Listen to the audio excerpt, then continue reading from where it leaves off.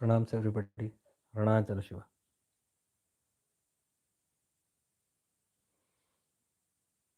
Well, I'm just checking if this is working fine.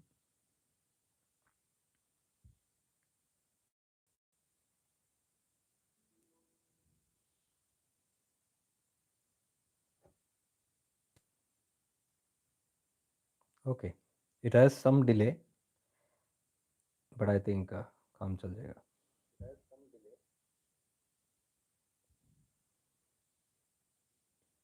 Fantastic.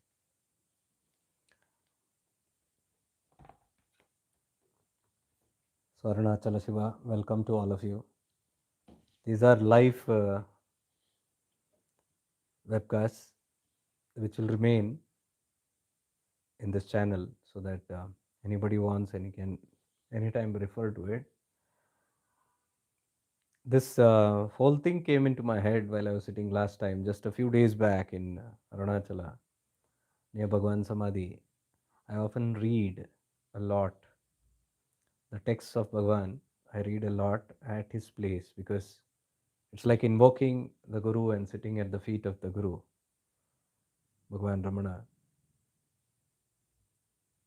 And deep insights do happen there. And from there only I come and, what we have been doing all these 3-4 years.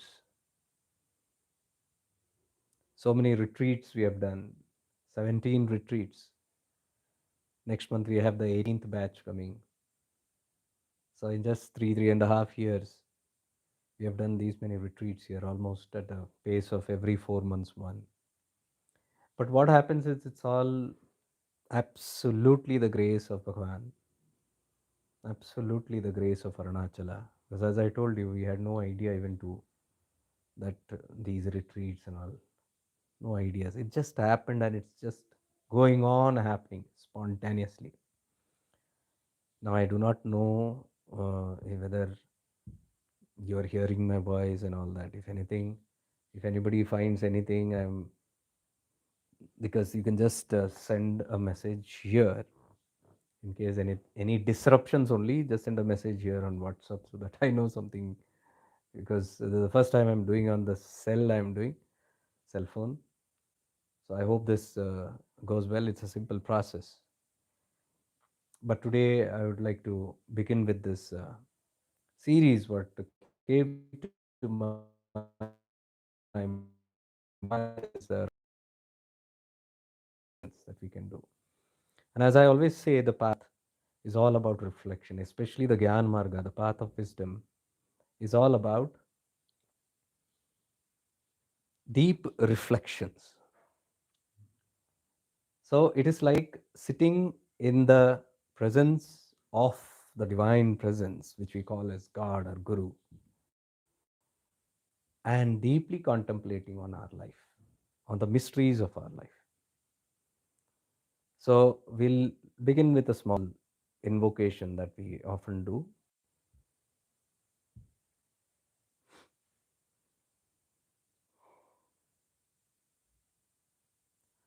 Asato ma sadgamaya, tamaso ma jyotirgamaya, mrityormamritam gamaya. Om Shanti Shanti Shanti.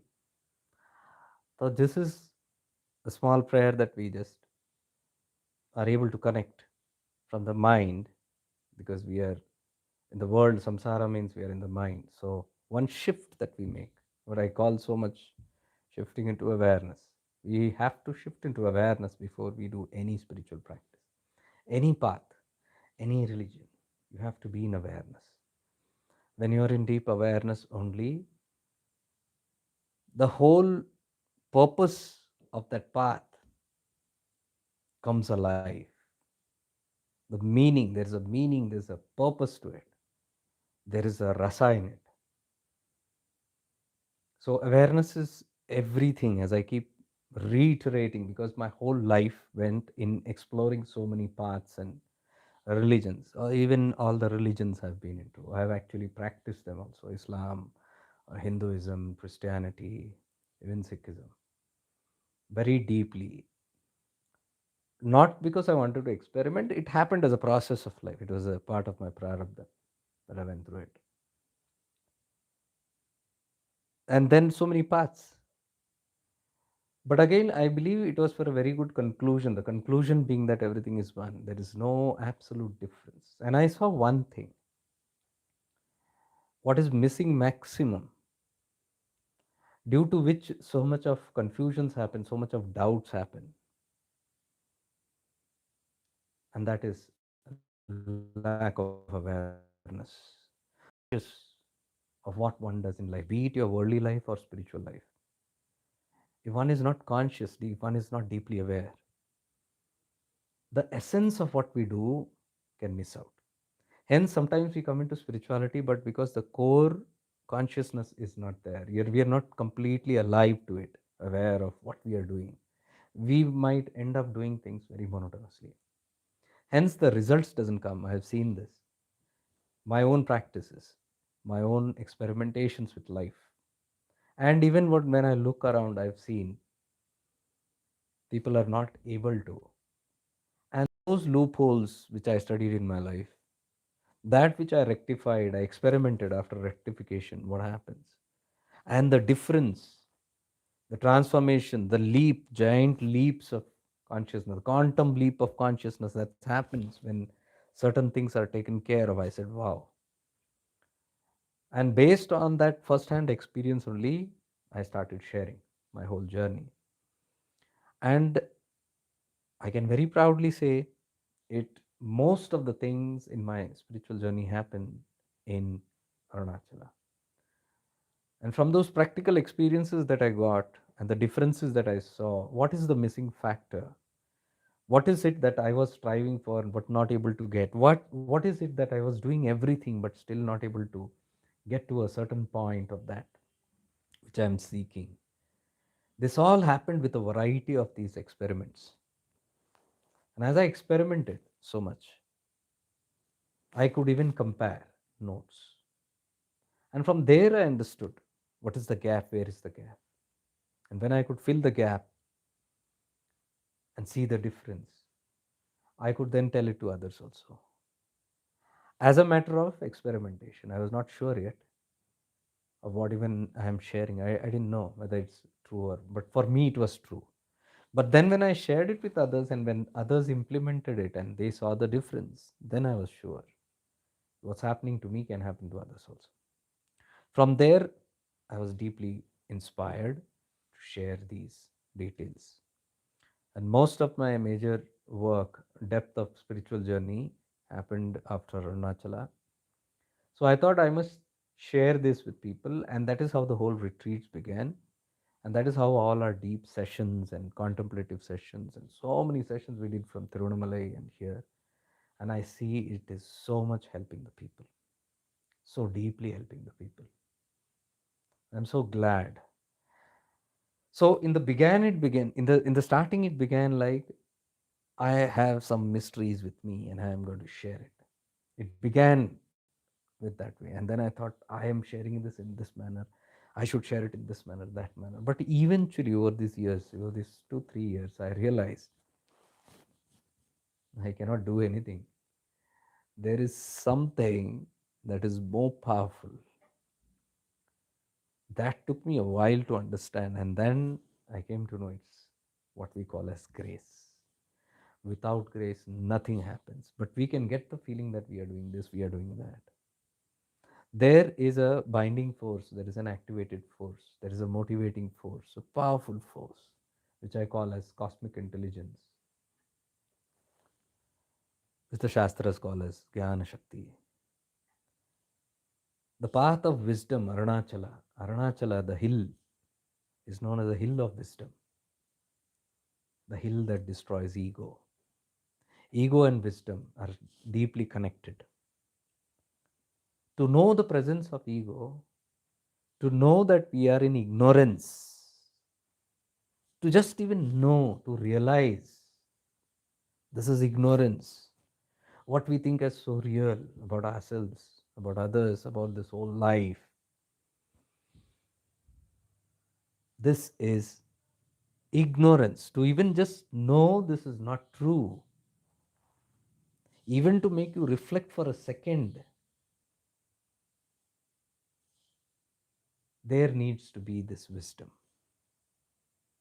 Without wisdom, one can never know one is in ignorance. That is why the path of wisdom is given so much of importance. Because without viveka, without the illumination, without your knowing, realizing of what truth is, you can never give up what is false. See, until we know there is something false, how can we even be inspired to give it up? When you see something false, you lose interest in it. The interest just drops. That interest drops because there is a deep realization that there is something false. And that is what I keep. There is something false. That's enough. How to destroy the false and all, we don't talk about it. In fact, there is nothing to destroy. Destruction is just by knowing.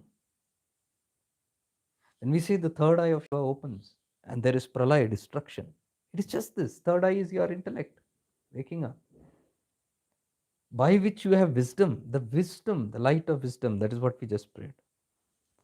Asatoma sadgamaya, tamasoma jyotirgamaya. Asat says sat. Lead me from false to the truth. That is my only prayer. A deep prayer. Lead me from false, all that is false, to the truth. Because what we are striving is truth. What exists is, in reality, is only truth. What you call Shiva, God, whatever you call that. The supreme, the ultimate truth, what you call. That is this truth. Everything else is false. Now we might start learning everything is false, this is truth, and all. It might be a philosophy concept, and there is where I say, take it as a concept, okay, no problem. But start exploring. Start exploring what's this ultimate truth. How is this false? Don't just say because people are saying it's Maya, you also don't say in chorus, it's all Maya, it is illusion. It will not become an illusion just because we say it. Or because somebody said it, some saint said it, some teacher said, some guru said it. It's not going to become Maya because they said it. It is going to become Maya only when you see it. When you see the truth, you can compare and see what is the false. So the truth is very important. Until you see the truth, you can never give up the false. And that truth is what we are trying to awaken. It is already there in us. That truth is what I call as awareness. When you shift into that awareness, you're shifting into the truth. When you shift it to the truth and see from the truth, the false falls. The false falls away. That is this whole idea. It's very simple, it's not so complicated. The third eye of Shiva symbolizes our third eye, our intuition, our deep knowing, our awareness. From where, when you look at anything, you can see what is truth, what is false. There is no mind involved here. One is when the mind says this is truth and this is false, but the mind is talking from collected data. Collected data, right from childhood till now, whatever we have grown, we are collecting data completely. And the world is feeding us, the society is feeding us, the families are feeding us. World is feeding us as to what is truth, what is false. They are telling us, they are defining what is truth and false. And you can see what the world defines is never truth and false. It is all based on their own perceptions made for their own benefits, isn't it? You see the world that talks about truth and all that. That is not the truth.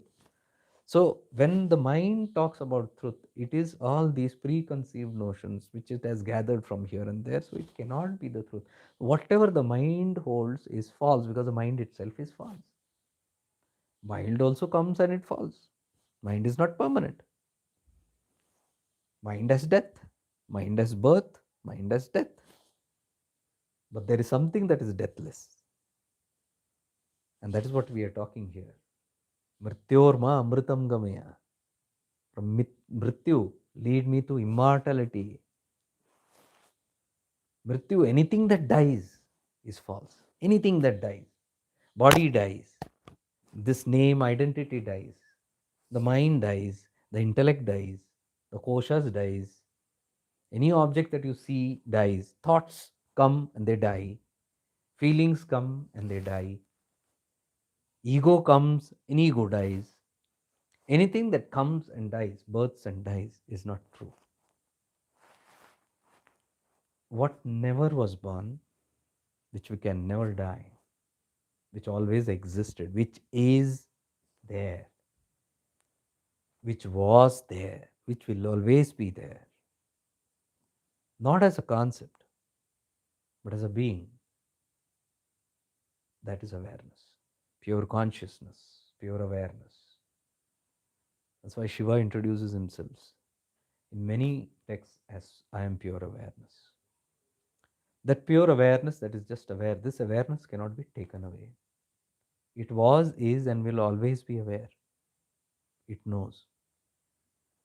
This knowing has always been there. This awareness has always been there. In this awareness, things appear and die.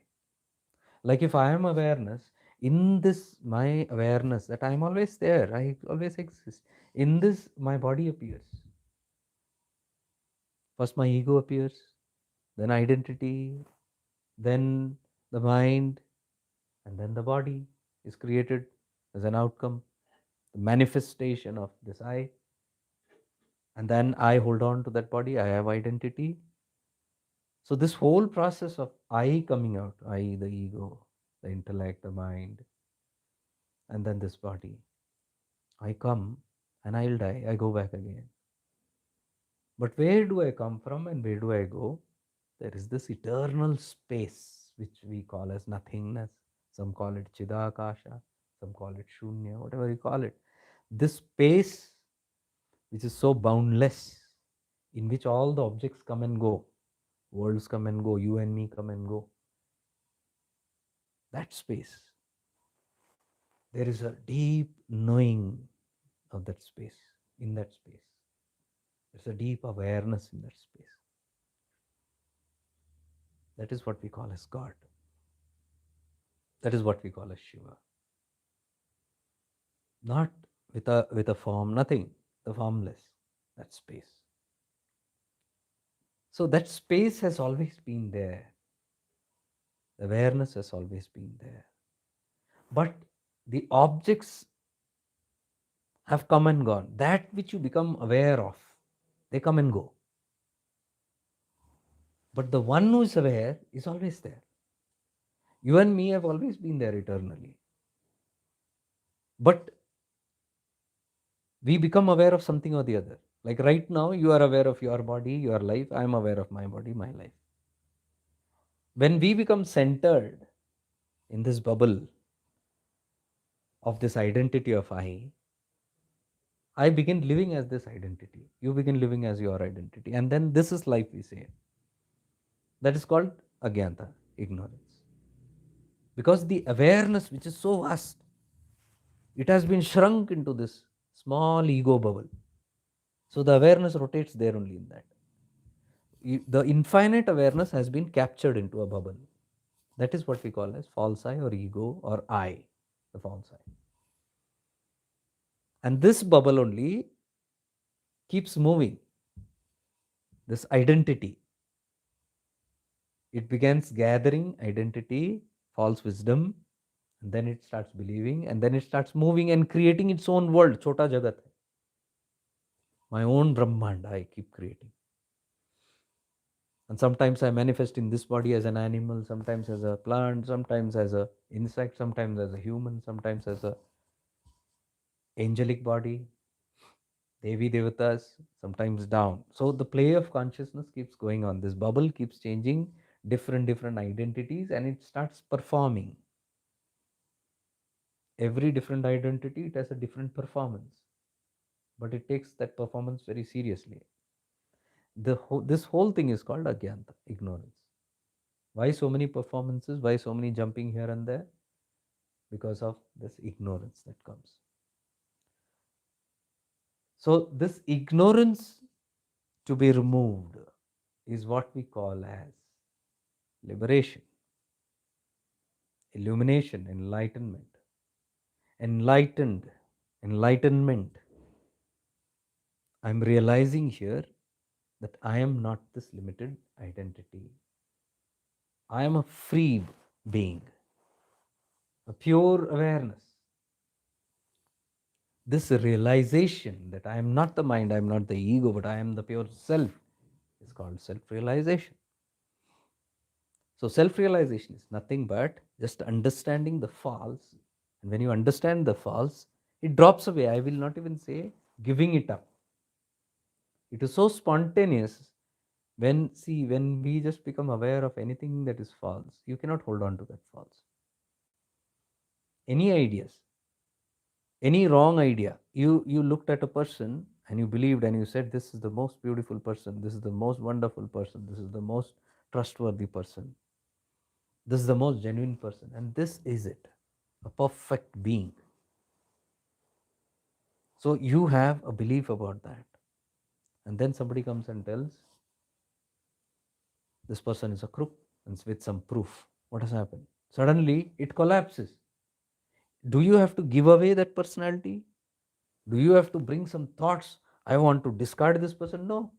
The moment you realize the falseness of that person, the interest in that person drops. You see that? So, whenever the false comes up, the truth comes up, and you see it, that much is enough. And that's what I keep on telling here. There is not much things to do, but just stare at that which is false. The whole of Arunachala Tattva, the past 3 years, what I've been trying to share is just this, an effortless path of Arunachala. Now, today I'm just giving an introduction. I wouldn't be talking much on this. It's just an introduction because there are many new people who have come into shifting into awareness, and they're still not very understanding. But the people who have worked with me for the past 3-4 years understand crystal clear who is Bhagavan Ramana, who is what is Arunachala, and the Tattva. Very, very clear. But I thought in this series, let me refer to some of the books of Arunachala. Ramanashram has done a beautiful job, excellent work in all these years to bring out the authentic texts, such beautiful texts which would have just gone otherwise. I believe Bhagavan Ramana also put in a lot of efforts in the start. He has not written much of the books, hardly 7-8 documents, I don't know, I can pick it up, which he was involved in translating, or he put his own efforts in that. Most of it was done with the help of his disciples who were there with him at that time. Very few documents he put himself into it, like the Devi Kalottara, which is the first translation that he ever did, Bhagavan Ramana, when he was on the hill.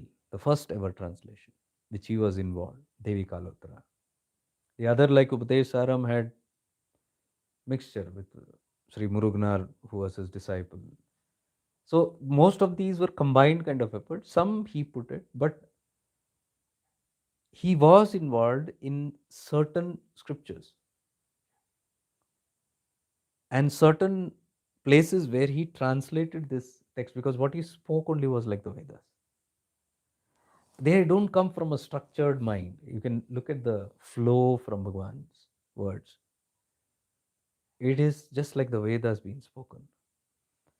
We are very fortunate, or you can say it is a part of the divine plan, that Bhagavan attracted beautiful, wonderful, evolved souls towards him those days. Why I call them evolved souls? Because it's not easy to interpret Bhagavan. And the amazing work that these disciples did, it still is a vismaya for me. It's a big kind of a splendid surprise, an astonishment of what it would have taken to be with him and casually take notes. Many of them just scribbled notes. Those days, no electronic, no recording, nothing. They are scribbling, and mind you, Bhagavan is talking maximum in Tamil. Tamil, Malayalam, Telugu, Sanskrit, and rarely English. Bhagavan spoke. So maximum that he is speaking is in Tamil. And The beings who were with him knew Tamil, they wrote in Tamil, and then it was translated. Some in Bhagwan's presence only it was translated, because see, the divine play. He attracted even beings from out of India who came through steamers and flights, and they traveled. They got attracted thanks to Mr. Paul Brunton. His book, which he published, he introduced Bhagavan Ramana in one of his chapters when he was traveling in India. One chapter he dedicated to Bhagavan Ramana. It was one of the final part of his journey here in India, and that astonished the whole world. That one chapter was enough. And today you can see almost every nook and corner of the world knows Bhagavan Ramana Maharshi. Not just know, Westerners, they come, they spend long weekends, weeks, and months here, and some even give up things and have settled here, relocated here, giving up everything just to be in the vicinity of Ramanashram, where Bhagwan's Samadhi is there. What is this? I've always wondered. It has been close to 17, 18 years now that I'm going to Arunachala. And I go there very frequently. I'm very, very frequent. Nowadays, it has become even more frequent. Once upon a time, I used to go there 4 times a year. Then it became every month, monthly 3 days. Then it became monthly 6 to 7 days. So it's increasing. And I can understand why. It is the same reason why somebody from miles overseas come here, taking a flight for 20 hours, 30 hours. Even those who stay here, they do not have a permanent visa. They do back and forth again every year. Despite all the hardships I've seen, so many I have my foreigner friends here. Despite all the hardships, I mean, Arunachala is very close here. How many times can we go there? But if you see these people, without grace, it's not possible. Without the love of Bhagwan that pulls, it's not possible. You cannot sustain like this. You cannot just come through that pull. And that's what I'm saying. This pull is not just Bhagavan Ramana pulling, because he was also pulled by something. He also did not know what, how, when, where. He's just pulled by a magnetic force, which he often talked about. So I would like to go through all that. Today is just an introduction. I'm giving an introduction so that we can look forward to, where I would like to read a lot from these books, because the books give us a direct understanding than the interpretations and somebody talking about it. And these are all books that are authorized by the ashram and the whoever is authorized to do that. It's authenticated. It's not just invalid stuff, and it comes from proper sources. Now I can say it is coming from proper sources, but the way you meditate on it, when you can meditate on these books, you get a direct experience. Because I've been reading books all my life. By reading a page, I can ascertain, because the depth by which you read, the depth by which you can get absorbed, the depth by which you can get these insights flooding you, it shows the consciousness of that text. Mind you, there is energy, there is a certain amount of consciousness in every text. What are Vedas? What are Upanishads all about? What are these scriptures? There are so many scriptures that we have done together, like the Ashtavakra Gita, Avadhuta Gita, Chidakasha Gita, Upadeshasaram, Devi Kalotra, Sarvagyanottra, Yoga Vashisht. Haven't we done all that? Ulladhanarpada. Like 15 days we have sat and meditated on it. Where did that come from? I always refer to these texts. These texts are deeply powerful. If we know a certain way how to approach these texts. If you know the way to perceive, to grasp it, to absorb what is there in the text, many things can happen. That's what I teach awareness about, because awareness is that tattva. Only by shifting into awareness, only by being in awareness and doing whatever you're doing, whichever paths. Without awareness, everything is just a corpse, dead. Awareness is everything. So I teach how to become aware of that which is always aware of you, even now. When we go to the hill, first thing that I tell everyone is forget you're becoming aware. There is always someone who's aware of you. Do you even know that? I say first become aware of that which is aware of you. It's a great transaction. Some who are sensitive shudder the moment we say this. Suddenly you become aware of something that's aware of you, watching you, is conscious of you. See, that is where the alignment happens. That is yoga. That is a union. We are constantly aware about ourselves. That's what we call the ego. The ego is very busy with itself. I and mine, I and mine. It's all about I and mine. My identity and my extensions that are connected with my identity. Like I have a body, this is my identity. I. Who's mine? All those who are connected with this body. My family first, my friends, my colleagues, my relatives, my social network. Whom are they connected with? Are they connected with your awareness? Impossible. They're connected with your body. They're only aware of your body. They define you by the body, by your face, by your personality. You cut the head, they don't know who is who. You put a mask on your face and move around. Nobody knows who is who. You, the identity, are recognized only by the face. Face is the mirror of the ego. So the world is fully busy with each other's ego, and we are busy with our own ego. So when I'm aware about myself, me, and mine,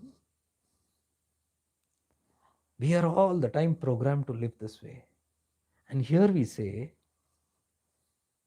become aware of the one who's aware of you.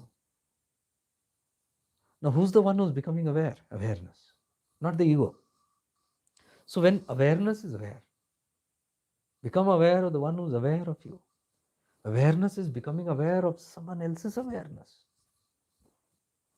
A real alignment happens there. The hill is aware of you. Arunachala. Arunachala is a Jagrit hill. It's an alive hill. That's why that's the difference between Arunachala and other hills, because see, all other hills they look all same. But what's the difference? Why don't we feel the same when we go to any other hill? So many hills around, countless. But when you go to Arunachala, you feel something. Why? Because that hill is deeply conscious hill. Why the hill is conscious? Because it's the first ever creation. First ever means the source of creation. Arunachala is believed to be the center point of the whole creation. The whole story is of revolving where Shiva appeared as a pillar of light. Jyoti, the light. Because out of nothing, the first thing that ever came out was light. Light is born. Light is the first so called gross manifestation. Subtlest, you can't even see light. Light appeared from darkness. Darkness is nothingness. There is nothing, you call it dark. There is something opposite of darkness. Light is something. The first something. The most subtle something. So when the subtle something appears, the first light appears. That is the first purest form of God. God taking a form, Saguna Rupa, from Nirguna. So the nothing becoming something. And that is denoted as the Jyoti Swarupa, the light. Shiva appearing as light. The first ever manifestation, light. So the whole Shrishti you can see is based on the concept of light and sound. Even the Bible talks about it, Islam talks about it, light, darkness. Same. Source is the same. Bhagavan referred to the Bible many times because Bible was what he knew very nicely. In his childhood, there were only two books that he ever read. One was the Holy Bible, and the other was Periya Puranam.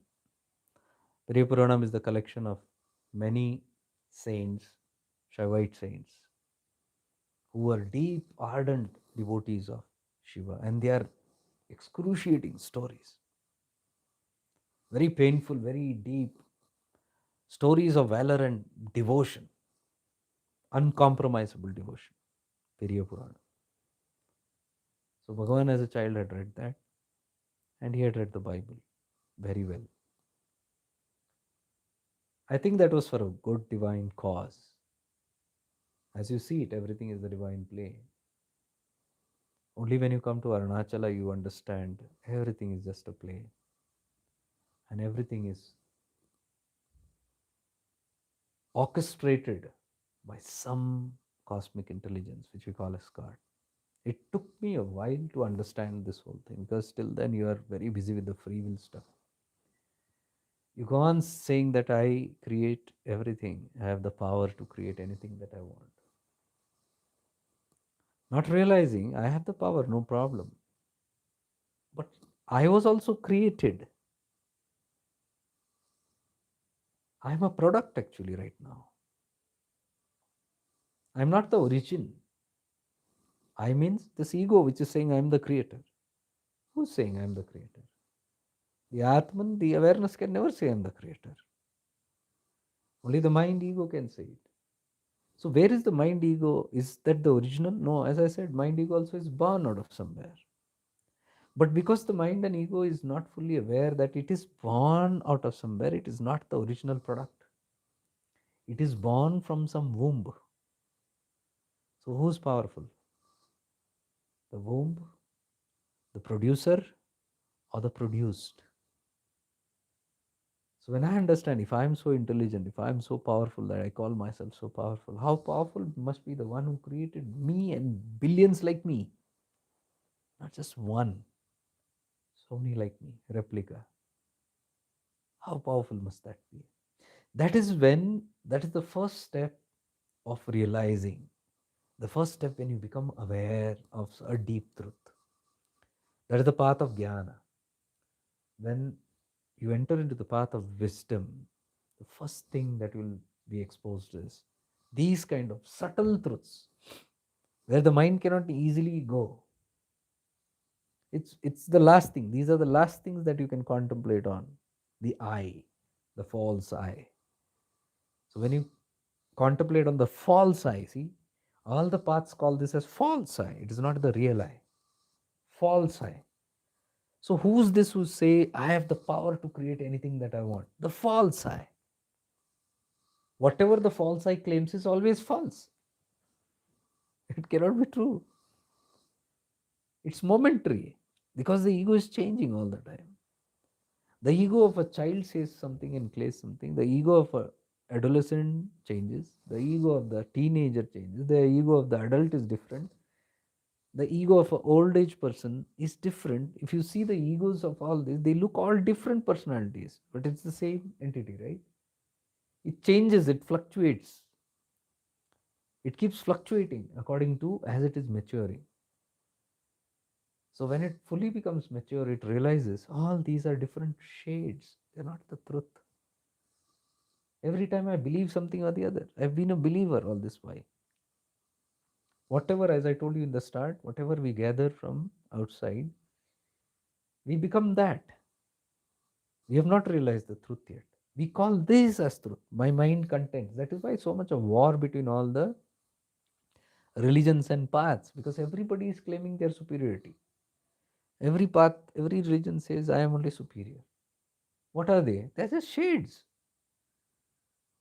shades of the same consciousness, one consciousness. Advaita says it's one. We might accept it as one, but when it comes to reality, we go illusioned, we are blindfolded, we fight wars against each other. On one hand, we might say we are practicing great Advaita practitioners. I've seen Advaita practitioners only fighting amongst each other. There are different branches of Advaita. Do you see the ignorance? It keeps on multiplying. So, by the grace of Arunachala, all these myths can go. This is my deep feeling.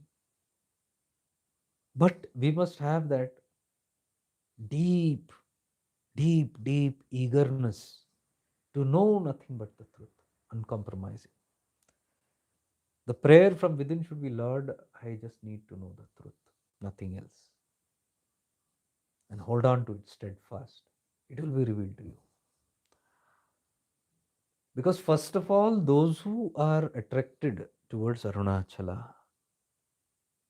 I say, those who are attracted, we feel we are going to Arunachala. As far as I know and I have seen very closely, nobody has gone with their will to Arunachala. It might look like your will, but deeply you investigate, sooner or later you'll find out you are not the originator of the idea to go to Arunachala. You are pulled there. Ramana also did not originate the idea to go to Arunachala. Thoughts were planted into his head, like how thoughts get planted into our heads at the right time. Time is everything. Bhagavan Ramana emphasizes on Kala, time. He says Kala means ripe time.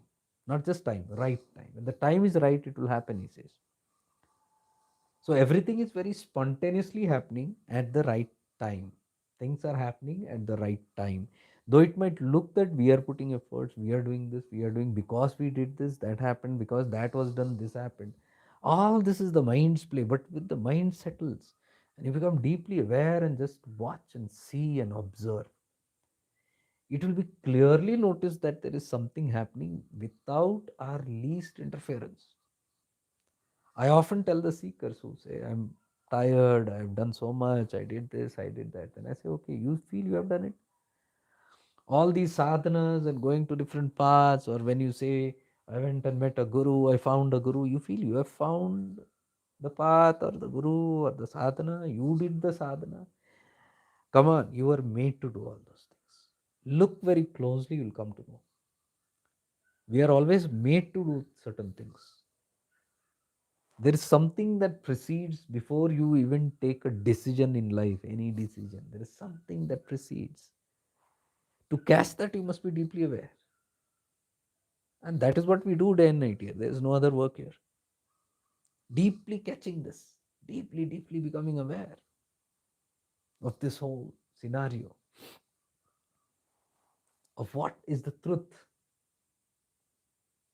and allowing the false to just drop and the truth to stand by itself. It's a practice, effortless practice. So, Arunachala, as proclaimed in the ancient scriptures, like it's also mentioned in Skanda Purana, the mahima of this place, the glory of this place. Now, I don't want to go into that zone where you sit glorifying Arunachala. You glorify, that's good. You glorify the guru, you praise the Guru, the Tattva, you praise God. It's all fine, but that's not the end of the story. You're praising, the whole praising is to develop a deep rapport and devotion and discipline towards a certain level of purity to come. This thing called devotion is built in us. It is the connection, it is the bridge to the ultimatum. This tattva called devotion, which is there in us. This devotion, when it comes into your hearts, it's time. You see, without devotion, nothing happens. Devotion means love. Bhagavan Nityananda in Chidakasha Gita beautifully explains this as parabhakti, which Bhagavan Ramana also explains as parabhakti. What is parabhakti? The deep devotion towards that which is. That means the self. The devotion towards the self, the being, which is not here or there, which is not in or out. You can't define it here or there. It's not limited. It's a being, it's a presence. And when you're deeply aware of that presence, you fall in love with that presence. You develop a certain deep love and affinity towards that. That is called devotion. When such a devotion arises, that's called parabhakti. There is no object to it. There is no specific person. There is no personality. There is no object. Like we fall in love with a person, a guru, or a hill, or a temple, or a yantra, or a photo, or an ideology. There is something to fall in love. That is called apara bhakti or bhed bhakti. There is a bhed. There is a difference between the one who is falling in love and that which you love. There is a devotee and that is something that you are devoted to. That is. The power of Arunachala is it brings both together. It combines both together very beautifully. Eventually and gradually it happens. First, the hill, for example, you take. You get attracted to the hill. Hill is objective. You become a devotee of the hill, like how Ramana became the devotee of the hill. Huh? He was pulled towards that object. He needed an object. He needed the hill. He fell in love deeply with it. And then that Bhed Bhakti pulled him together. And he came and sat at the feet of the object that he loved the most. Look at all our lives. We get attracted to our gurus, we come close to it. We get attracted to the Ishta, we come close to it. We get attracted to any object like a religion or a temple or a mosque or whatever, and then you go towards the mosque and do namaz. Go into a temple and do puja. It brings you close to that. But still there is a Bheda. There is still two. But what it has done, from far it has brought you near. So repeatedly we keep going to temples, to holy places and all that. Why? It is that pull is there. But that's not the end. It doesn't stop there. That is apara bhakti, Ved bhakti, Swartha bhakti. Why Nityananda calls it Swartha bhakti?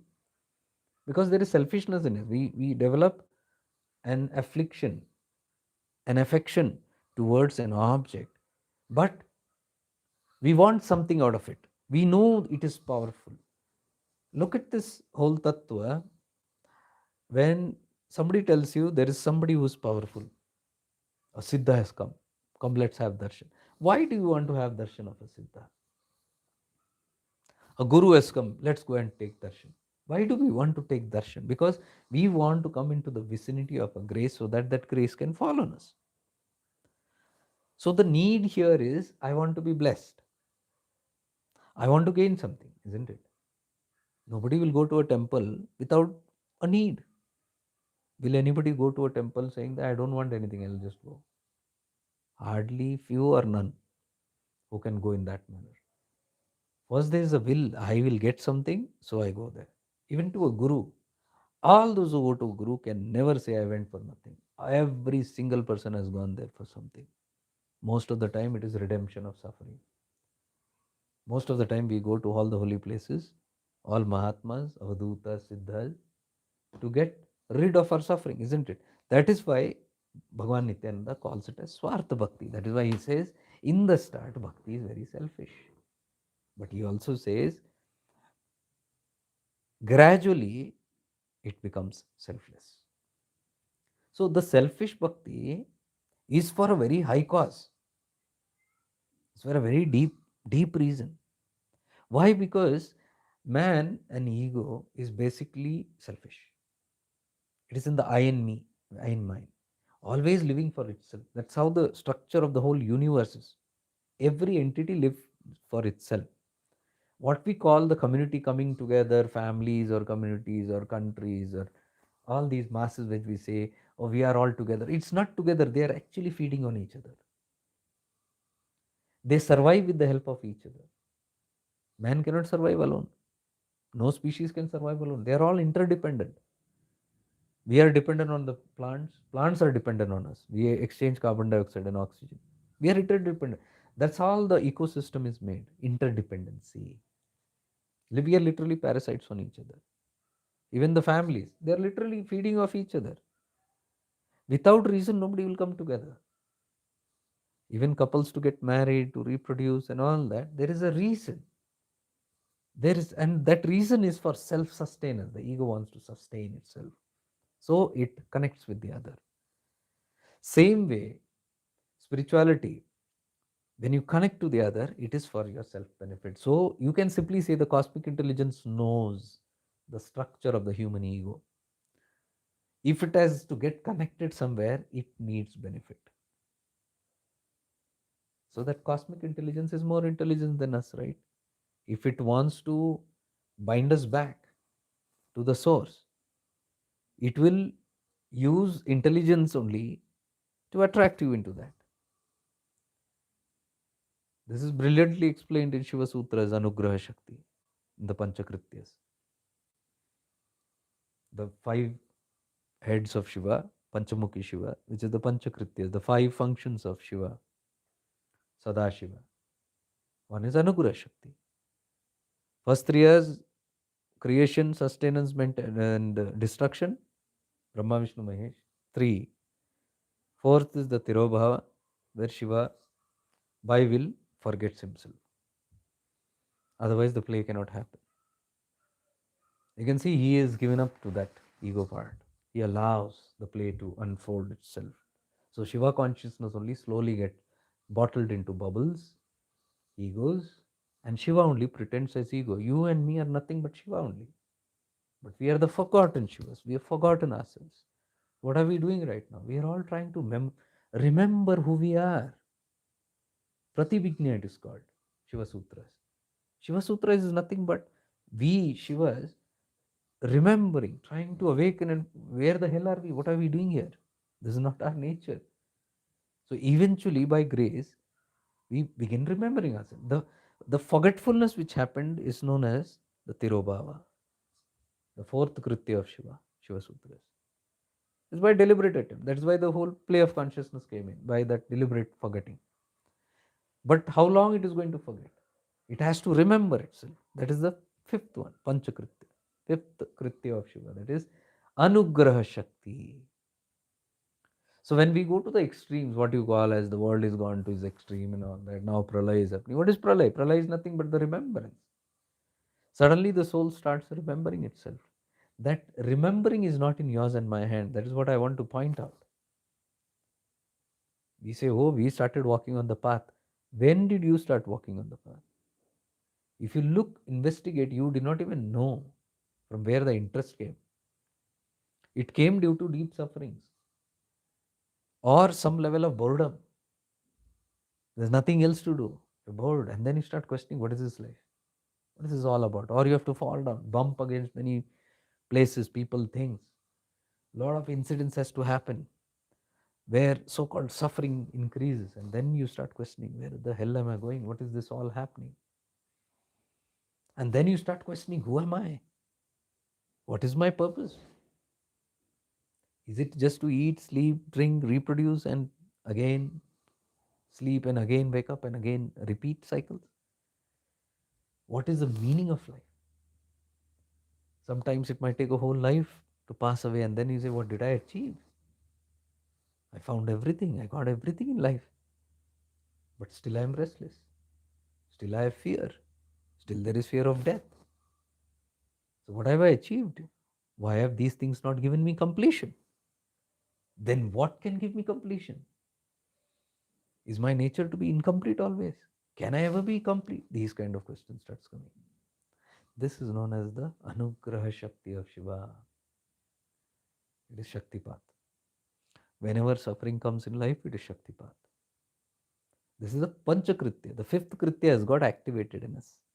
Now the real journey back home begins. Means the real journey of remembering that I am only that Shiva. I am not this identity, but it takes a long time because by this time, so much of programming has been done by Punarpi Janmam, Punarpi Maranam. How many millions of lifetimes? It is there in the Chitta memory. Now, this has to be eradicated slowly. That is what you call as sadhana. When you wake up and then you say, God is there, He's there, I got to connect with Him. That's not the truth. It begins that way. So, Swartha Bhakti begins, Veda Bhakti begins. So, Bhakti is give me this, I'll go to that God, ask for something. So, you get attracted. Why? Our nature is always been very selfish. We connect with each other. We have created all this Brahmanda with each other only to sustain ourselves. So, divine cosmic intelligence knows the power in attracting God also lies in selfishness. So we begin developing Swartha Bhakti for me only. I go to God. We might call it very divine, but actually I want to survive. I want gifts from Him. I want powers. I want to maintain. I don't want my ego to die. I want to have Kaya Kalp. I want to keep on growing this body, this ego. I don't want to destroy it. I want to survive always. So for Kaya Kalp, what do? Siddhis, powers. I need to go to Siddhas. Where can I get it? Jadi Butiya, yogic kriyas. I go and get it something to sustain. It's all चाल है. भगवान का भी चाल होता है. So all this is very beautifully designed attraction. So you start connecting to God and the people of God, that is gurus or institutions of gurus or institutions of God like temples and all that. You connect to such places. You might ask, but in that asking, what is happening? You are doing sadhana. You're doing prayer. You're disciplining yourself. Somewhere you are bowing down. In the world, you don't bow down. In the temple, you start bowing down. You start realizing there is something higher than me. There's a start of the journey. Starts with Swartha Bhakti. That is why Nityananda says in the start there is selfishness. Then slowly it gets eradicated. So Arunachala's pull also is that way. It might pull, we might feel, we are going, we are doing. But Arunachala's pull, according to me, is the final pull. Because if it pulls you to the core, it reveals you all such kind of mysteries after which you cannot sleep. If it reveals to you the real truth, you cannot sleep after that. All the other paths and all which okay, we wake up, but again we go to sleep. We wake up, again we go to sleep. Something happens, we wake up. And then before we know, we are back into slumber. We are back into Maya, back into our own families, back into I and mine. It doesn't make much sense. Again, something might happen. We might wake up for a little time, sing some bhajans, do some mantra japa, again go back. But if Arunachala pulls you, it will reveal such truths to you if you are ready. It will not just give it to, even if it gives also, we can't take it. Readiness, like Ramana says, the kala, the time has to be right. When the time is right, and when this is this radiation of this truth, the receiver and the giver, when they come together, magic happens. What did I say? Receiver and the giver. That's what we call as Guru Shishya. It will not happen otherwise. The Guru has to be in the certain frame of giving, and the receiver has to be in the certain frame of receiving. When these two equations meet, there is magic. Even if one end of this is not fully functional, the magic won't happen. And that is why you can see in today's paths, it doesn't happen. Most of the time, even if the guru is alive, the Shishya is not receptive to that level. So the equation doesn't happen. So even with Arunachala, Arunachala is the Mahaguru, Shiva himself. How is the Mahaguru? How is Shiva? What is Dakshinamurti? What is the Guru Tattva? How is he the Guru of silence? All that we will see in the episodes, coming episodes of this Arunachala. So I thought of bringing out these series because there are many myths still in our heads, and these I'm telling you, it's not come by reading books. I've told in many sessions. When I used to sit in Arunachala and meditate, deep insights would come, and a sort of knowing would clean off my old patterns, old beliefs. I was sitting in a certain belief, suddenly something will emerge and show me in clarity the meaning of that belief, and that the moment you see the falseness of the belief, it used to destroy. Effortlessly, this began happening. And when things start collapsing, I saw the quantum leap of consciousness happening in me. Undefinable, I cannot explain what is it. Suddenly deep samadhi, suddenly deep, blankness. And that is not gained by tapas. That blankness and what we are talking, that it's because the shedding of the beliefs, which later I understood is what Shiva is talking in Devi Kalotra to Devi, asking her to give up all the concepts in the mind. That's the final document. And I believe that is why Bhagavan Ramana was chosen to do that work. Devi Kalotra as a special edition is not available anywhere in the world. It is a part of a great scripture, fine. But where is that scripture? Where is this part in that? You will never find it. I always wonder, how did Ramana go and pick this particular chapter, which he and which was his first translation that he ever did after coming to the hill. It's a great divine plan. I look at it in that way. Because that hill itself is Shiva, Jagrat Shiva. It's known as the alive Shiva, because as I explained to you, that's the first ever creation that happened. The light, the God appearing as light, the first form of manifestation. When that light condenses only, it becomes matter. That condensed light only is that hill. It's deep science. Light, when you condense, it becomes matter. Light only becomes sound, sound becomes matter. Sound becomes energy, energy becomes matter. See, exactly like the koshas, when you say the Anandamaya kosha as the first emergence of light, and then that gets converted into nada, the sound. Sound and light are together. This light part, which is sukshma, is referred to in our sacred scriptures as Shiva, Swayam Prakashit, self-illuminated light. It is not light borrowed from somewhere, self-created, self-emerged. That light that emerged from the darkness. That is the start of creation. So you can say that is where the whole concept of even Shiva coming into the form. And then it condensing itself into that hill. These are all deep stories. You can Google it out, you can find out how where Shiva promises and says, okay, for the sake of devotees, I shall settle down here as the hill. That's not literally in that way, it's just very deeply scientific if you see. So the nada, what we call the light and the sound. Sound is vibration. Both come together. You look at the thunder and lightning. A lightning is that spark. That spark, that impact creates a sound. That is thunder. Cosmic, what is that called? Big Bang, example Lilo. If there is a bang and explosion of light, definitely it will create sound, that implosion.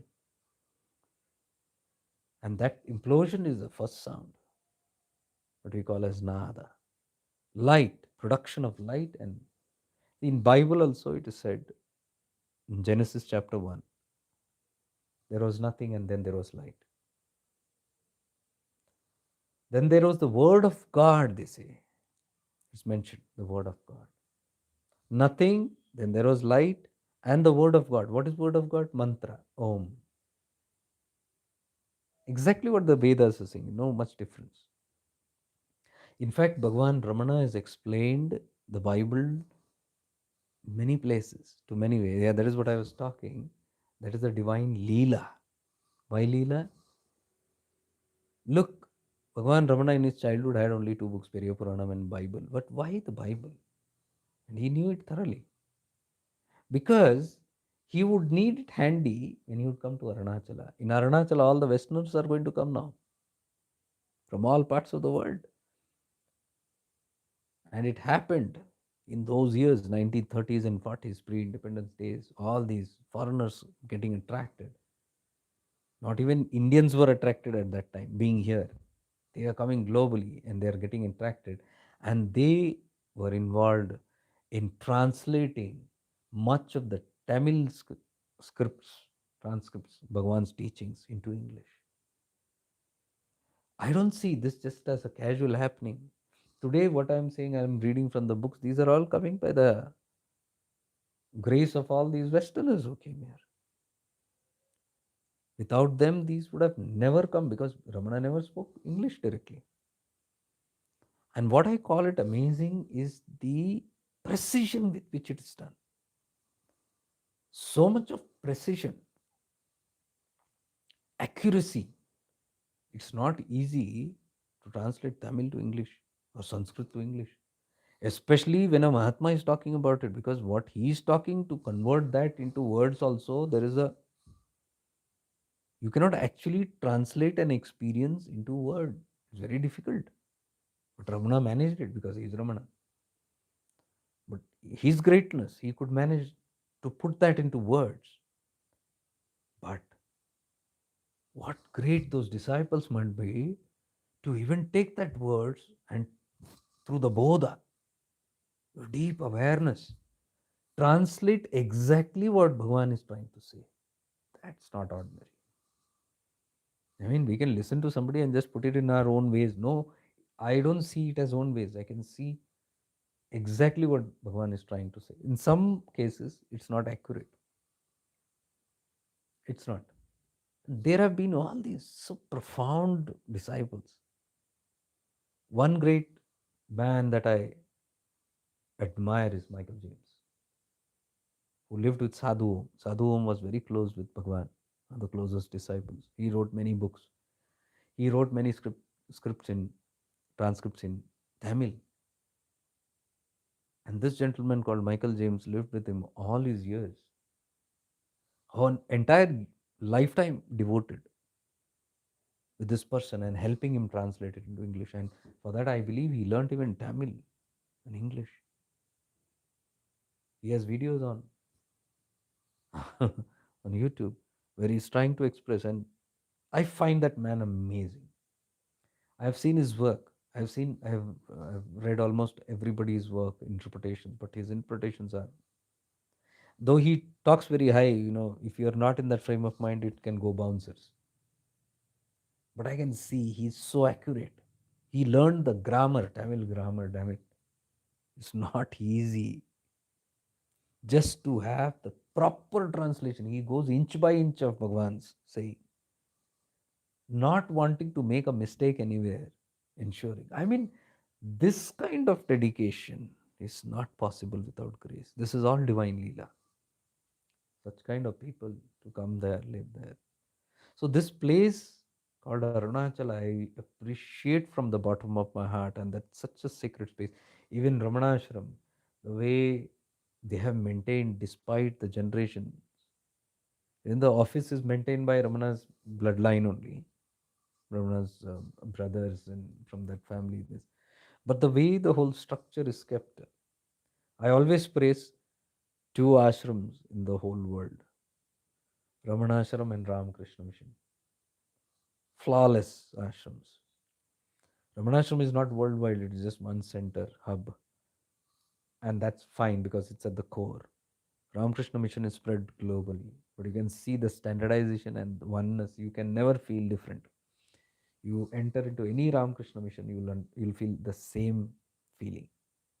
Grace of Bhagavan Ramakrishna Paramahamsa is there. The same way you go to Ramanashram, you can still feel it throbbing. It's that he has never left. Ramana has never left. You can never say he's left. And he used to say, "Where will I go?" And people used to weep before he's leaving. He said, "Where will I go? Where can I go?" That's a deep realization, and that's what I want to sit and have deep reflection. Today is just introduction, just to build up the atmosphere and connect you to something deeper. Those who do not know Ramana, he's not a saint. Many people think he's a saint. No way. He's beyond all that stuff. Beyond all that. Because the way I've tried to explore in this past 3-4 years, and I saw the grace that it holds, his essence, his silence. One of the most powerful thing is Bhagwan's silence. You enter into Ramanashram, even for the first time. That silence is palpable. If you are a seeker, of course, if you are not, if you're too worldly, then you need all those pothing, those guards are all the time relentlessly carrying board, silence, silence, silence. I mean, that's the last place in the world where somebody has to be told to be silent. But if you're a seeker, even with little awareness, if you're little attentive and you know the purpose of your visit to Arunachala, if you're going as a seeker, seeking the truth, if you're deeply connected and feel pulled to that place, if you're not going there like a picnic or just to time pass, if you're not going there with bunch of friends to just run around, eat, drink, and do some meditation here and there, do some yoga foga here and there, and come back and say I went to Arunachala. If you're not in that category, if you are in someone who's very reflective, if you want to study yourself, if you want to study your connection, if you want to find where is your source from where God is born, if you want to understand the Guru Tattva, not Guru as a body, if you're not obsessed with your Guru bodies and all the formalities there, if you know the Tattva, if you're not obsessed with Shiva as some body or entity, if you understand it's a Tattva, it's something that you need to realize, it's something that you need to experience. If you go in this frame of mind to Arunachala, you'll have it. The moment you enter the gates of Ramanashram, a strange peace will engulf you. This has been my first experience, first time I went to Ramanashram, and even today, a strange, mysterious silence force engulfs you. Those days, we used to take the car inside the ashram. They used to allow inside to park. Now the gates, they don't allow even a small thing to go inside. So those days, me and my friends, we used to talk. We are laughing. We are playing loud music, and we come to Thiruvannamalai and all that. When the car used to just turn inside into the gate to be parked, suddenly we all would become silent.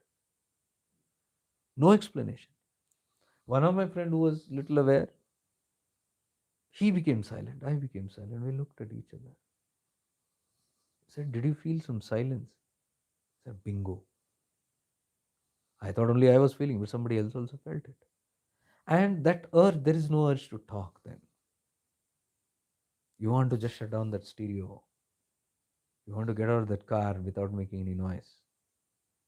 You want to simply be without anybody telling you. The thought starts falling down. It's amazing experience. If you're little aware, and as you approach the samadhi, you have to become silenced. You have to become silenced. Those who are little more deep tears will come out. Something mysterious will happen. It's an amazing place. I was thinking it is some saint samadhi in the start because I was so attracted to Jiva Samadhis those days. I used to run around everywhere. I was busy visiting all the Panchamahabhuta Stalams. Panchamahabhuta is the five elements.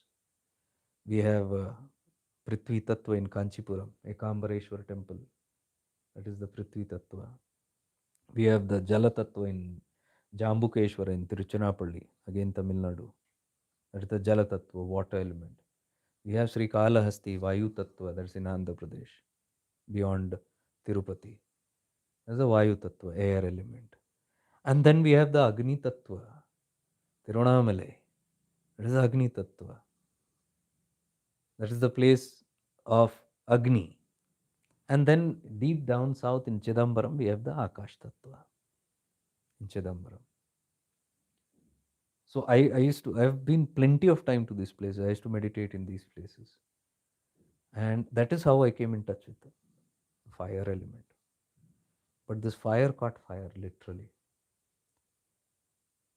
Once it caught fire, and I'm telling you, I assure you this, if you are a deep seeker seeking truth, you go once there, the fire will catch you. I remember the first time I went on the hill, there was a monk sitting there. And he was the one who gave that introduction. I didn't know the hill. I was just trying to explore and trek the hill with my friend. We were a bunch of people, noisy people, friends, all busy in their old world. I was a little fed up. We got up early, but nobody was going to the hill. I was telling, when are we going to go to the hill? But all are busy brushing. Somebody's going for breakfast. I was so bugged up. I just got up and I left. I'm going. One of the other friend also came. I also come. Two of us started walking behind Ramana Ashram. We were talking. He was a filmmaker and he was talking about some of his film. And suddenly we started the hill and my shoelace opened up and I bent down to tie the lace. The moment I bent down to tie the lace, from inside a deep voice, inside, outside, I can't explain. But it was a silent voice that just said, be aware. And it was so deep, I heard it crystal clear. And that sound, I did not even think, I just became aware. In awareness, I tied my shoe lace. Then I got up. My friend was waiting for me to talk. I just said this. I said, I just heard this. Be aware. He simply said, okay. And then we did not talk. We were simply walking up the hill. There was a monk sitting there. And I bowed down and I thought he's a beggar or something. Maybe he was, I don't know. But then he started introducing the whole hill to me. He said the hill of fire. And he explained the whole concept of the loss of ego. Those who come here, the ego will slowly start melting away because this whole hill has the power, this hill of fire. It burns the ego. So that day it was a different concept for me. Oh, this is a hill that burns ego. There are Agni Tattva. Then he told me which places to visit and all. And then some mysterious things and all happened. I'm not going into that. We are not here to talk about my experience there. I'm just telling about the mahima of this place, the right approach to take there. So after that, I started understanding this hill as the hill of fire. And I was on fire. Heat is very dominant there in that place. And after that, life is not the same because many things happen in life which will shake the ego. Sure shot. Many things that might not be comfortable also, but it's the grace. You can't help it. If it catches fire, it has to burn you out. It will burn you. There is no option. First of all, there is no option when you're called there. You end up going there. It is the pull. Like Ramana says, I don't know why I went, but I went. He just came there. And in one of his poetry, he writes, Oh, Father. He calls the hill as his father. He says, Out of nowhere, you pulled me like a magnet towards you. You pulled me and made you sit in your lap, and you made me like you. Arunachala. Aruna means red, the rising sun. The sun that is rising, setting, whatever you call it. Rising sun or setting sun, what both are equal. Because Arunachala is the place where the Srishti began. Sunrise bolo. And where the Srishti will end. Pralay. Everything will close up into that central point. Sunset bolo. Sun. Red sun. Shining sun. The hot sun. Light sun. The start of light. End of light. Do you get that? Aruna. Achala means still. The mountain that's still. Shiva is always still. Light is still. Light is always there. See, when we say light, it is not the physical light. We'll go deeper into it in the next sessions. It is not at all the physical light, sunlight. It is by the light by which you see. When you are reading your thoughts, you need light to see that thoughts. Which light? It's not the physical light. When you dream at night when you're sleeping, You see a whole movie, right? How is a movie possible without light on the projector, from the projector on the screen? There's a screen on the mind, you see all the whole thing. There is a light. We are talking about that light. That is Shiva. That is by which we see, which we become alive. Because of that light, we are there. We feel we are great, but that one who feels great also is feeling great because of the power of light. You know, the ego also comes to awake because of this light. Light has to illuminate the ego body also. You see, with take out the light, the ego also is gone. So you can see the misconception where you feel I am great. I am great because there is something by the power of which I can feel I am great. That power is very subtle. So Aruna, Achala, the mountain that is still. Why the concept of this mountain that is still? Because it doesn't move, but it's Jagrat. The hill is there, but it is Jagrat. It is alive. It is conscious. Shiva is also conscious. It doesn't move, Achala. Why does Bhagavan Nityananda says, clean your mind? Because if the mind is Chanchala, you can never become Achala. Nischala. Mind means movement. This thought, this concept, that concept, this theory, that theory, this philosophy, all the beliefs, conditions, this and that, mind will be moving. Nischala, Chanchala. Bhagavan Nityananda says, clean that. Clean all the concepts. Nirmal karo usko. ये मल है, movement is mal. Nirmal, man, pure man. Chitta Shuddhi. So when the mind is pure, no thought to disturb it, it becomes Achala, Nischala. Shiva is that, thoughtless. Chitta Vritti Nirodha, no vrittis only. No Vikalpa, no imagination, no projection, no this and that, nothing in the mind. Nirvikalpa, it becomes Shiva. So that is why it is called as Achala, Arunachala. That light, that sun, that light, which is shakeless. It doesn't shake at all. It doesn't move at all.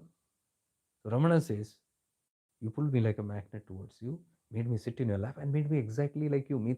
You made me also Nischala. I was Chanchala. You are Chanchala only when you are at the periphery. Please understand this very clearly. In the periphery. In the center, you cannot move. You take the buffaloes, the bullock cart's wheel or the car's wheel. It moves only in the outside, in the center point. The center screw, the axle, it cannot move. The axle, around which the wheel moves. This doesn't move. This is Achala.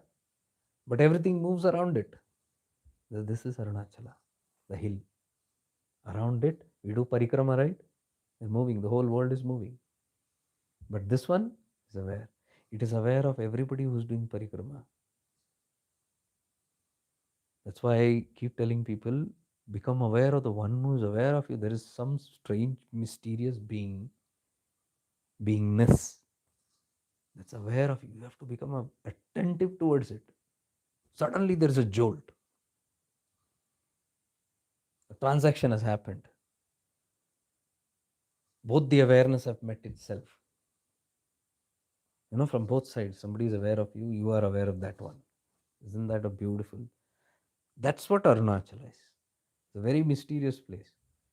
Very, very deep, deep secrets are hidden there. Deep secrets of our own life. So Bhagavan Ramana many times says, Arunachala is not a mountain, it is the center, heart center of creation. What Bhagavan Nityananda calls as Hridayakasha. Chidakash ka center hai Hridayakasha. What is center? Where life starts. When there is blankness, nothingness, there is no center. But wherever life begins, where the light starts, that is called the center of the creation, isn't it? When you are sleeping, you are infinite. You don't know where you are. You cannot pinpoint, I am here, I am there. You are out, complete, shunya.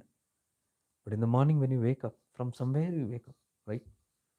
Eye starts coming out from. That is known as your heart center. From a being it is born. So the whole Brahmanda, this is microcosm. Macrocosm, the whole Brahmanda is born from one spot. That spot only is known as Bindu.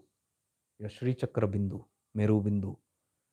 That point where the light begins. And where the light begins, sound also begins. I told you, right? Explosion, this is sound. So light is known as Shiva. Sound is known as Shakti. Shakti is that sound moves. It moves. Sound moves. Light doesn't move. Light is aware of the moving sound. This moving sound only creates the whole Srishti. Your Mahameru is created, but this light is simply aware. This is only known as that Jyoti. Jyoti is that form, first form, fire. That is why that whole Arunachala is treated as fire. So Arunachala is not a holy place. It represents the center of creation.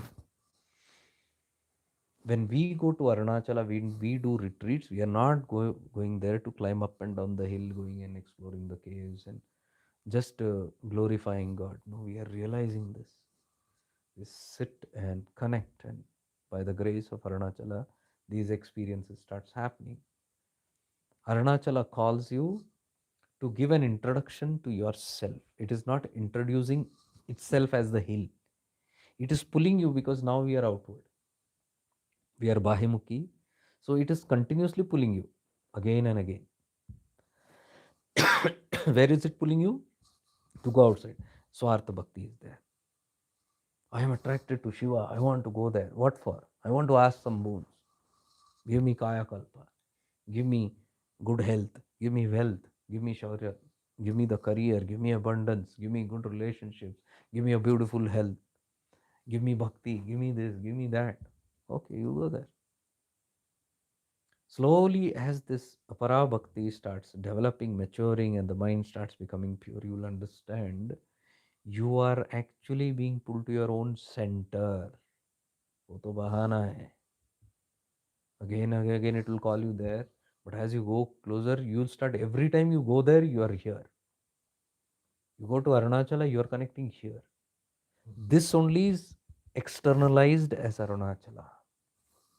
Heart center, Hridaya Kasha only is externalized as the world's creation center, Arunachala hill. So Bhagavan Ramana many times he says, that is not a hill, that is your heart center. So anytime Arunachala calls you, please understand it's your own heart that is calling you inside. But since we are Bahe Drishti, we cannot hear it. It's okay. Outward inside is all God only. God's play only, right?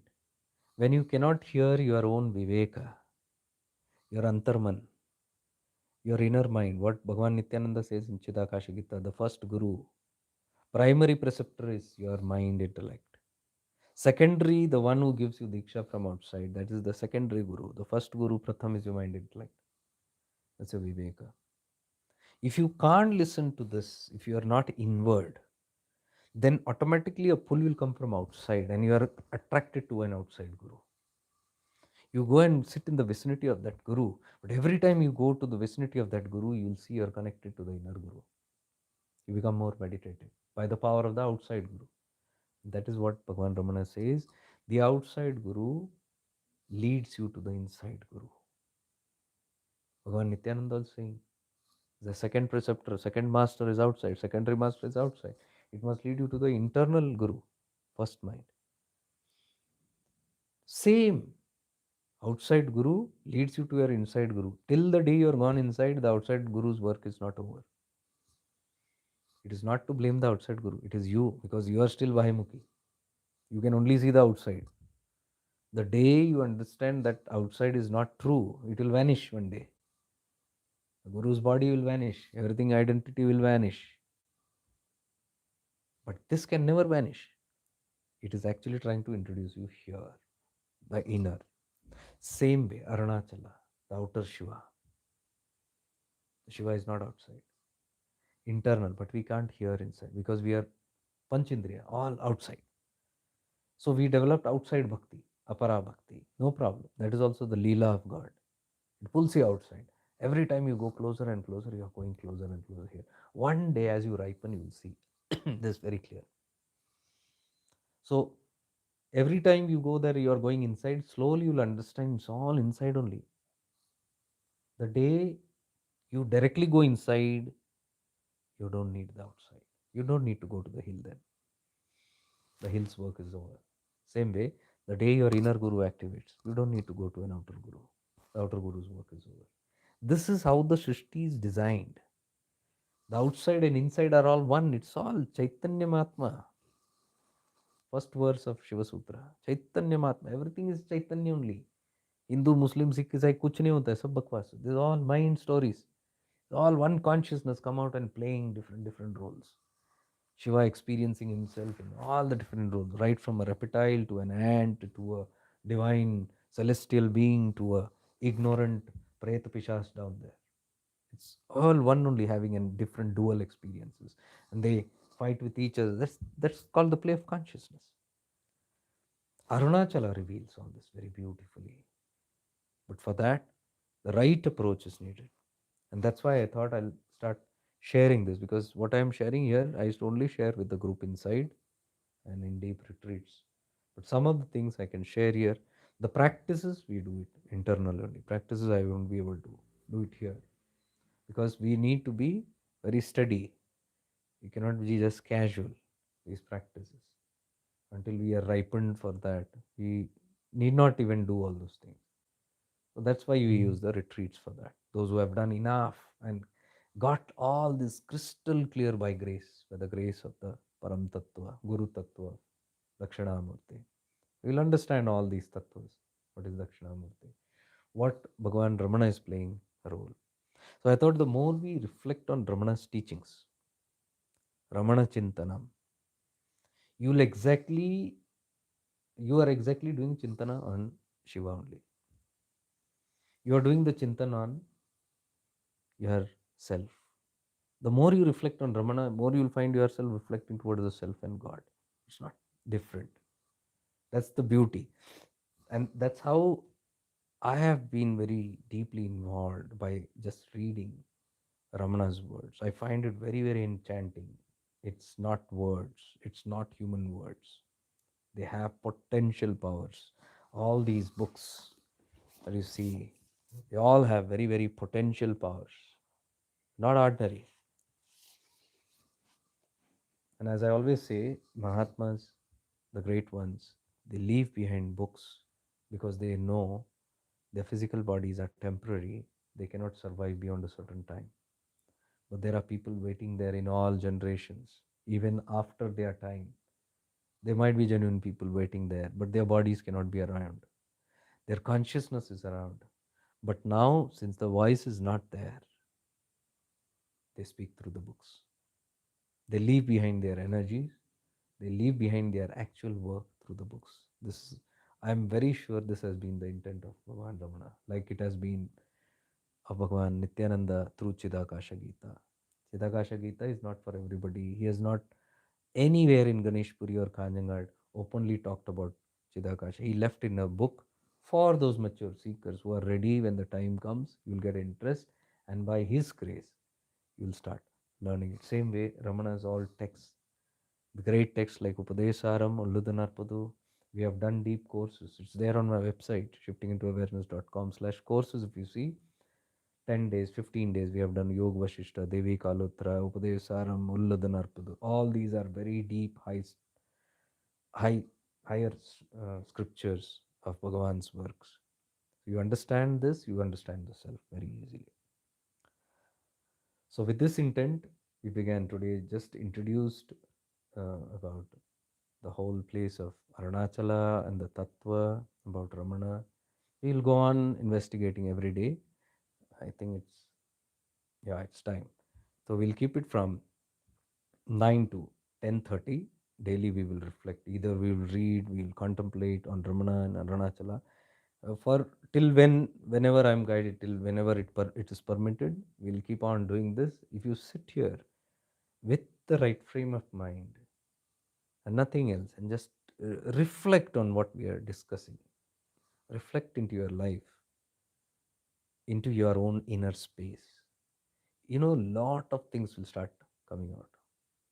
Unanswered questions, I guarantee you. Many questions which you have carried for so many decades in your being will start getting answered if you become internally reflective. That is the power of Arunachala and Bhagavan's grace.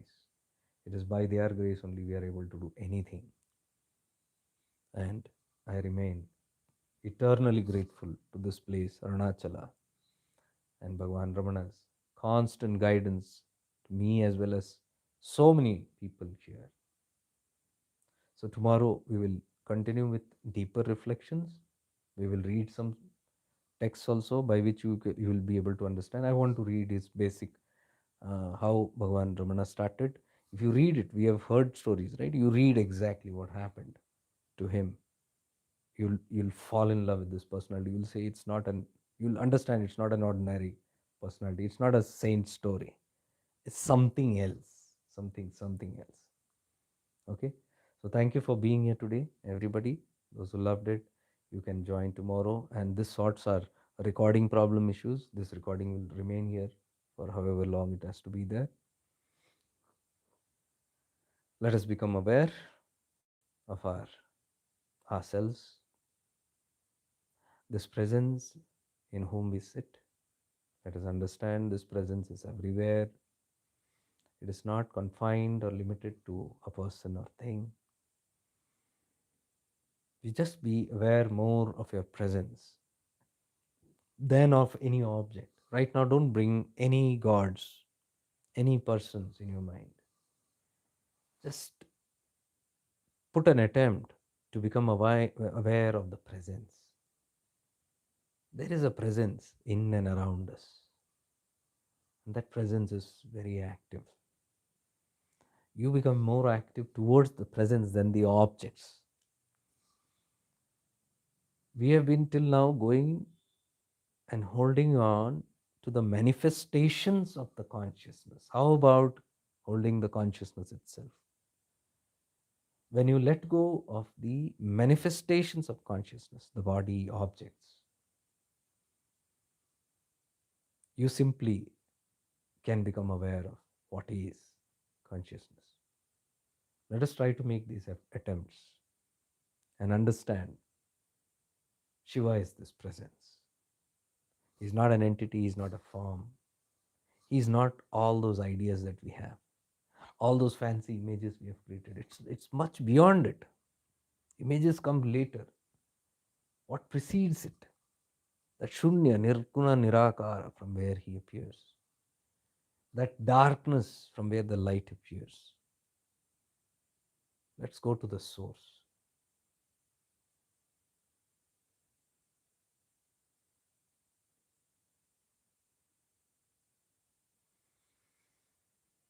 Just be aware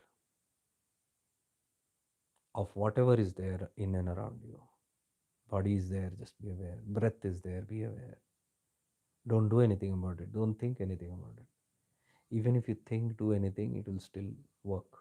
Breath is, it is breathing by itself. Heart is beating by itself. Just become aware of that which is automatic in me, which doesn't need my force, which doesn't need my permission. Heart is beating without my permission. Lungs are blowing itself without its permission. Blood circulation without my permission. Brain sending signals without my permission. Cells are at work. Every individual organ, every factory is at work by itself. No one needs my permission. Become aware of this intelligence in me. I feel I run my body. I don't do anything.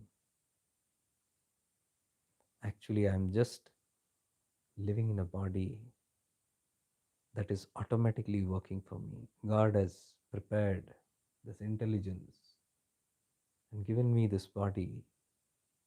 He maintains it through that cosmic intelligence. For me, the Atman, to have an experience. I'm just having an experience in this human suit. Today here, tomorrow there. Different suits, different experiences. But these are all built in suits, automatically working by itself. It doesn't need anything from my side. I only live in this house, use it, and go ahead.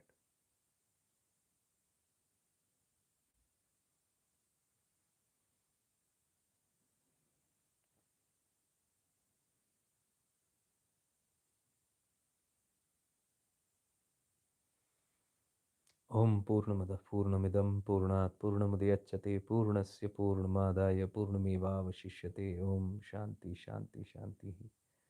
May we all be blessed, may we all evolve, and may we all be free. See you tomorrow, Arunachala Shiva.